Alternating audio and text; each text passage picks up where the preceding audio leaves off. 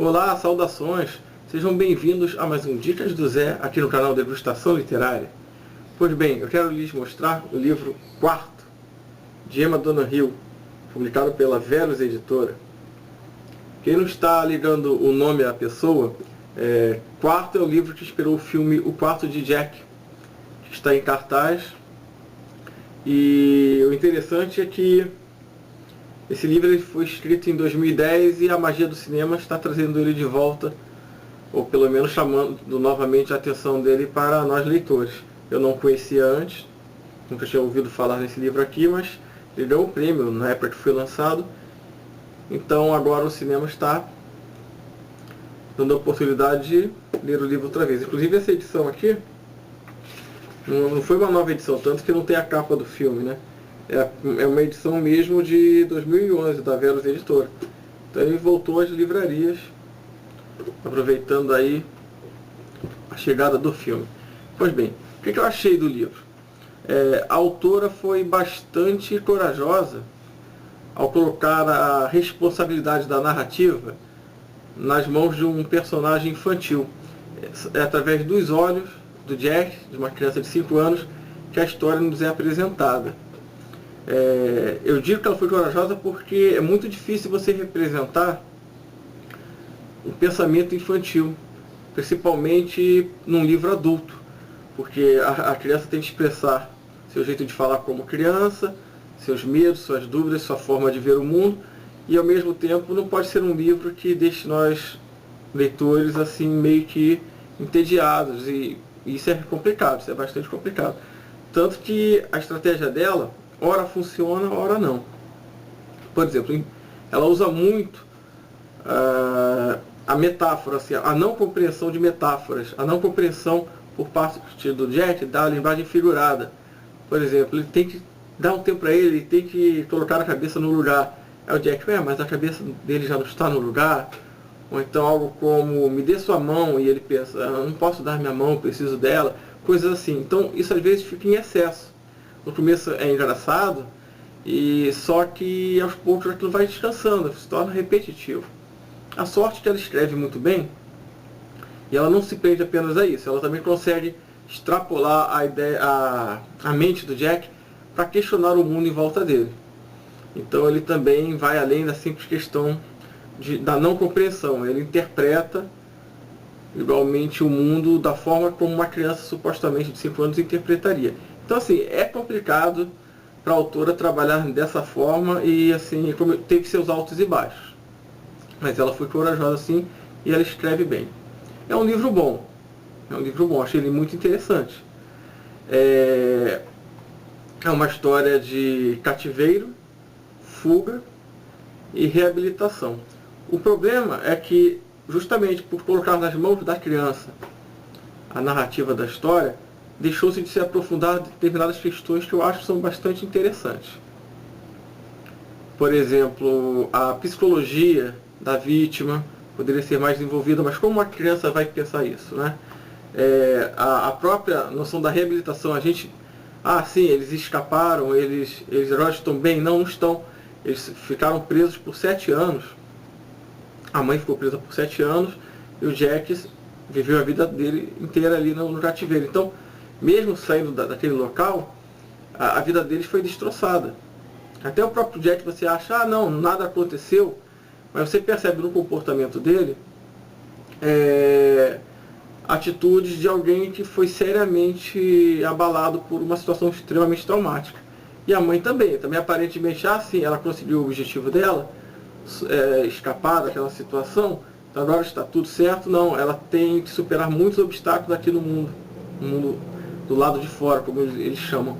Isso não é um spoiler, porque assim, o livro, a saída deles do quarto ocorre relativamente rápido, porque o grande problema depois está na sua reabilitação, na sua volta, na sua readaptação ao mundo real. Aí, como eu disse, várias questões psicológicas poderiam ser abordadas, e com a mente infantil, usando o personagem infantil, não dá. Por outro lado, transforma você também numa espécie de psicólogo, ouvindo a criança falando, e você mesmo, como leitor, tenta descobrir ali o que está errado, aquele pensamento ali é um reflexo de qual problema. A criança está pensando assim, o que é possível fazer para que se reestruture a forma de pensar dela para que ela se encaixe no mundo. Então é um livro, assim, no mínimo diferente. Eu achei um bom livro e, assim, recomendo. Recomendo. Aí você não está muito entusiasmado. Não, sim, é um livro interessante. Não é assim aquele livro que você vai ficar assim, meu Deus, o melhor livro que eu li em 2016. Tudo bem que estamos no início, mas, meu Deus, esse livro aqui é um daqueles que vão ser o top 10. Não acredito. Ele é realmente um bom livro. Até, vamos dizer assim, eu ainda não vi um livro dessa forma. Ele é, pelo ineditismo dele, ele é bem original. Mas, para ser original, a autora encaminhou por esse lado da criança narrando. Isso gerou coisas boas, coisas positivas para a história, mas também serviu de amarra, de entrave para desenvolver determinados temas. Então, na média, eu acho que é um livro interessante, é um bom livro. Quanto ao filme, bom, eu assisti o filme também. Estou começando a ficar confuso com ler o livro, depois, não muito tempo depois, assim, assistir o filme. Isso está me deixando bastante confuso, que o filme está sempre perdendo. Às vezes o filme é até bom, mas o livro, por mais que o filme se esforce, os livros são sempre melhores. E foi o que aconteceu com o filme O Quarto de Jack. Primeiro, ele foi muito resumido. Acho que não teria outra forma de fazê-lo. Ele foi muito resumido, ele foi muito rápido. Aí, se ele demora mais, eu ia falar que ele foi longo demais. Mas eu achei ele muito rápido. Assim, ele precisava de mais tempo para desenvolver cada um dos personagens. A avó da personagem principal, a avó do Jack, o avô, e outras pessoas que estão em volta, assim, passaram meio que como figuras decorativas no caminho do Jack pelo mundo ali. E no livro, todos esses personagens são bem trabalhados e bem importantes. O Dr. Clay, o psicólogo, no filme, ele só faz uma ponta, não tem grande importância não. E outra coisa, o livro ele é muito calcado nos pensamentos do Jack. Ele conversa com você no livro, ele conversa com a mãe, conversa com as pessoas em volta, só que à medida que ele pergunta e responde e ouve, ele também está pensando. Então há mais pensamentos do Jack nos parágrafos do que o próprio diálogo.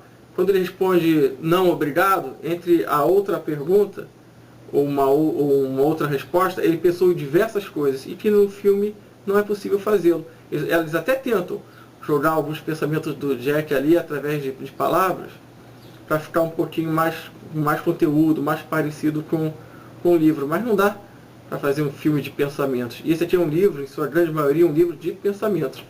Os principais diálogos são diálogos mentais, são diálogos interiores do Jack, inclusive ele mesmo fazendo perguntas, ele mesmo respondendo, ele conversando com pessoas que não estão ali, com a mãe que às vezes não está presente, e ele tentando entender toda essa situação de cativo, que achava que ele não sabia que era um cativo.